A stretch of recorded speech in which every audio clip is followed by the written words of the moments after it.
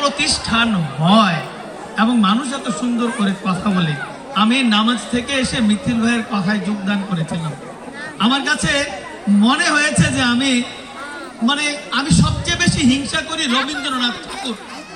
রবীন্দ্রনাথ ঠাকুরকে হিংসা করি এই কারণে, এই বেচারা পৃথিবীর কোন সাম্রাজ্য, সাহিত্য, সংস্কৃতি, গান, বাদ্য কোন জায়গায় তার অবস্থান, দর্শন, বিজ্ঞান বাকি নাই। আর আজকে দেখলাম মিথিল ভাই আমার আলোচনায় আমি যেগুলি করি কোনো একটা স্পেস নাই, আমার জন্য সুযোগ করে দিয়ে যায়নি, খুবই ডিফিকাল্ট। শেষমেশ আমার মাতিন এসে আমার এমন এক জায়গায় অবস্থান করে দিল যে আমি আর কোনো স্পেস খুঁজে পাচ্ছি না। দেখি আল্লাহ ভরসা। আমি সত্যি যে কথাটা বলেছিলাম, স্পেস বর্তমান সময়ে কোথাও স্পেস নাই। ম্যাক্সিমাম জায়গায় অযোগ্য মানুষরা যোগ্যতম স্থানগুলি দখল করে রেখেছে। That is happening. এটাই হচ্ছে বাংলাদেশের একমাত্র সমস্যা। আমরা চাই যোগ্যতম মানুষ যোগ্যতম জায়গায়, আবার যোগ্যতম জায়গায় যোগ্য মানুষগুলি অবমূল্যায়িত হচ্ছে। এবং ম্যাক্সিমাম এমন একটা সময় এসে পড়েছি শিক্ষকরা পর্যন্ত আজকে অপমানিত হচ্ছে। এই হচ্ছে অবস্থা। অনেক ধন্যবাদ। আমি অত্যন্ত খুশি হয়েছে আমার স্নেহের ডক্টর মাতিন আহমেদের আজকের এই আয়োজনকে দেখে।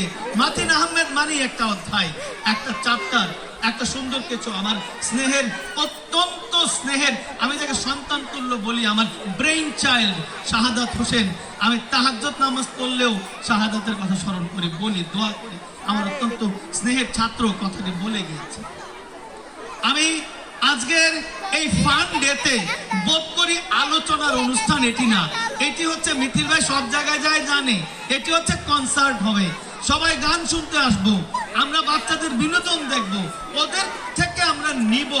আমরা বৃদ্ধ মানুষগুলি, বয়স্ক মানুষগুলি পচে যাচ্ছি, এই পচা মানুষগুলি রিচার্জ হব এই বাচ্চাদেরকে দেখে, এদের দেখে আমরা প্রাণিত হব। আমরা হব ছোট্ট বড় মানুষ, অর্থাৎ বড় মানুষ কিন্তু মানসিকতাটা ছোট্ট করে নিতে হবে। এই কথাগুলি মিথিল ভাই সুন্দর করে বলে দিয়েছে। আমি সকলের জন্য এই মাতিনের আজকের আয়োজন থেকে আমি দুটা কথা খুবই গুরুত্ব দিয়ে একটু বলে আমি আমার পর্ব শেষ করবো। আপনারা আমাকে একটু সঙ্গ দেবেন। নাম্বার 1, আজকে এসে মাতিনের একটি অসাধারণ কাজ দেখেছি। আপনারা যতজন অভিভাবক ছিলেন, আপনারা যোগ্য অভিভাবক, যোগ্য বাবা মা, যে কাজটি করেছেন, আপনাদের মনে হয়েছে ম্যাক্সিমাম বাচ্চা এখানে যেমন খুশি তেমন সেজেছে। এটি অসাধারণ কাজ করেছেন।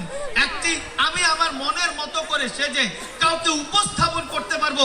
বর্তমান বিষয়টি ইম্পর্টেন্ট। বিশ্বাস করেন, স্মার্টনেস কাকে বলে জানেন? স্মার্টনেস যে যত কুৎসিত হয়ে সামনে আসতে পারে সে তত স্মার্ট। হ্যাঁ, আসলেই তো। আমিও সোপান স্যার স্মার্ট। কে কত কুৎসিত হয়ে আসতে পারে আপনি জানেন? আপনি দেখবেন আমার জিন্স প্যান্ট একদম তেল দিয়ে সুন্দর করে শু টাই পরে আমি স্টেজে এসেছি। আপনি কি বলবেন? আবুল বলবেন। আর আমি সোপান স্যারও যদি জিন্স প্যান্ট হাঁটু ছিঁড়া, ডান পাটা লাল রঙের, বাম পাটা কালো রঙের, পিছনের অংশটা হলুদ, সামনের অংশ নাই, মোষ অর্ধেকটা কালো অর্ধেকটা সাদা। একবার ইচ্ছা হয়েছিল দাড়ির অর্ধেকটা লাল অর্ধেকটা কালো। আপনি বলবেন এই মুরব্বি, আপনি তখন বলবেন এই মুরব্বি, ইউ আর স্মার্ট। আমি এটা জানি। শোনেন, একদমই অনেস্টলি কথা হচ্ছে, আপনার বাচ্চাটাকে কি করবেন না করবেন, কোথায় ভালো করে তৈরি করবেন, আজকের এই লেসনটা মাতিনের এই যেমন খুশি তেমন সাজের মধ্যে আমার একটু বলতে ইচ্ছা করছে। আপনারা শুনবেন, কারণ আপনারা আপনাদের বাচ্চাদের সাজাচ্ছেন। আচ্ছা, আপনারা কি কেউ কোনোদিন আমাকে এরকম দেখতে চান আমি অসুস্থ হয়ে হাসপাতালে পড়ে থাকবো? আপনারা আমি যে অবস্থায় আছি এই অবস্থায় সবার সামনে নিয়ে আসবেন? এটাকে আপনারা ড্রিম করেন না? আপনারা কেমন চান আমি একজন ঘটক হয়ে আপনাদের সামনে আসি? সোপান স্যার দারুণ ঘটক, একটা তিল থাকবে, এমন চান না? আপনারা কেমন চান যে না সোপান স্যার এমন কেউ হবে, একজন ভিক্ষুক সেজে আসবে, একজন ভিক্ষুক সোপান স্যার, আমি ভিক্ষুক সোপান স্যার হতে চাই, এরকম যাবেন? এর মানে বুঝেন, এই বাচ্চাটাকে ছোট সময় থেকেই আপনি তাকে হিপনোটাইজ করেন। আপনি তাকে সে কেমন হতে চায় তার ওই চরিত্রের রূপায়ণটা, চিত্রকল্পটা তাকে ছোট সময় এখন দিয়ে দিন। আপনি এটা করেন, খুব ভালো কাজ করেছেন।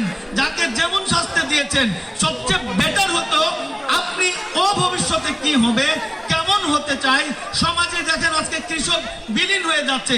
আমরা কৃষি প্রধান দেশ, আমাদের দেশকে কৃষিতে বিপ্লব ঘটাতে হবে। আমি একজন কৃষক হতে চাই, কৃষককে ঘৃণা করব না, ঘৃণা দিয়ে না।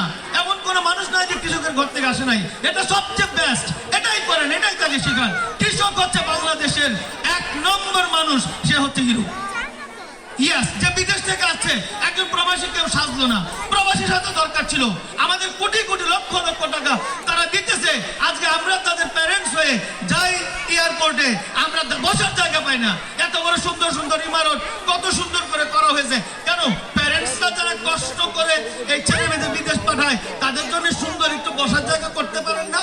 তারা ভিতরে গেলে টাকা দিতে হবে কেন? Why will it happen? না, এগুলি নিয়ে কথা নেই। আমরা চাচ্ছি এটা, আমি অনেস্টলি চাচ্ছি।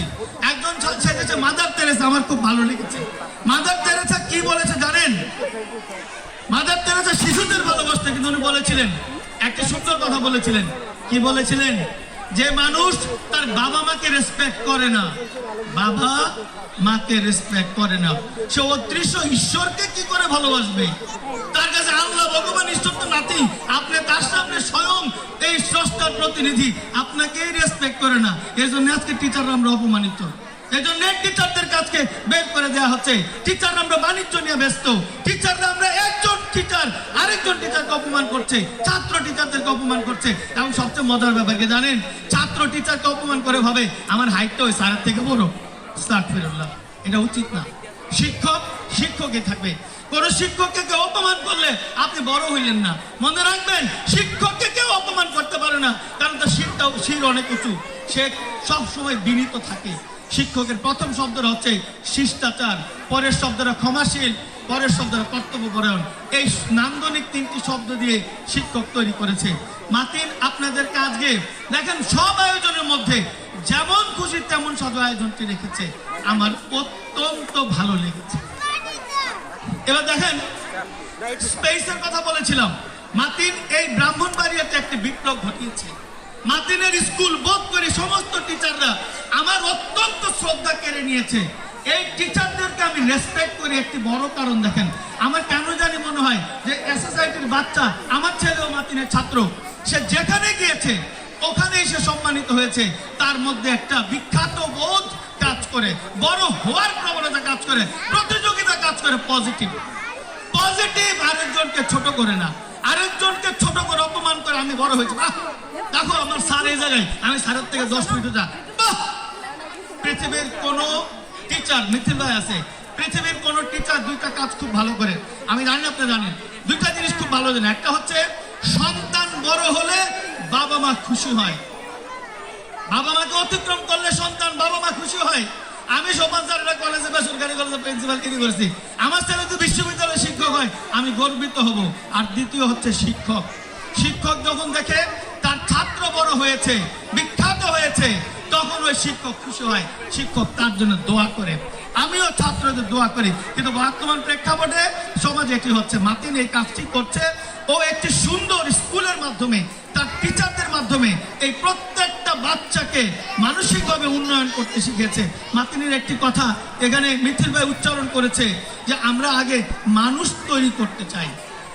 ওই মানুষ হওয়ার জন্য সত্যিকারের ফ্যাক্টরি আমার মনে হয়েছে যে এই নর্থ সাউথ স্কুলের এই যে টিচাররা করছেন, তারা আন্তরিকভাবে করছেন, খুবই আন্তরিকভাবে করছেন। তার বাচ্চাদের দেখলে বোঝা যাচ্ছে তাদের মধ্যে ওই বিপ্লবটা আছে, তারা সেই কাজটা করে। আমি আমার ছেলেকে দিয়ে ওইটা উপলব্ধি করছি। ফলে এটি একটি বিপ্লব। ব্রাহ্মণবাড়িয়াতে এসএসআইটি মানে একটি বিপ্লবের নাম হয়েছে।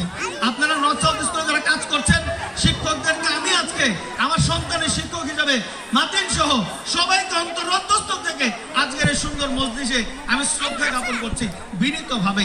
আপনারা শিক্ষক হিসাবে আমার শ্রদ্ধাটা গ্রহণ করেন, কারণ আপনারা ব্রাহ্মণবাড়িয়াতে আমার জানামতি বিদ্যালয় শুরু হওয়ার পর থেকে স্কুলটি আজ পর্যন্ত তার শির নিচু হয়নি।